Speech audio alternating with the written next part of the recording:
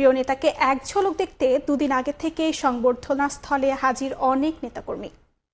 মঞ্চের আশেপাশে তাদের উপস্থিতি দেখে যেটা মনে হচ্ছে যে তারা তারেক রহমানের আশা অবধি আসলে এখানে থাকবেন, এমনটাই কিন্তু তারা বলছেন। অনেকেই এটা বলছেন, অনেকে এসে ঘুরে যাচ্ছেন বিভিন্ন জেলা থেকে, 64 জেলা থেকে কিন্তু বিএনপির নেতাকর্মীরা দলে দলে এখানে এসেছেন।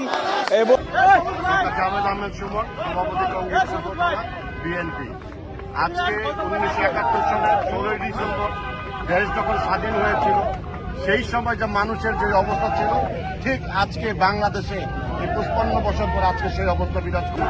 এবং বাংলাদেশের অভিভাবক দেশনেত্রী খালেদা জিয়ার সাথে তার মার সাথে দেখা করবে এবং বাংলাদেশের জনগণের সাথে দেখা করবে। একটি অভূতপূর্ব দৃশ্য আপনারা আগামী 25 তারিখ দেখতে পারবেন।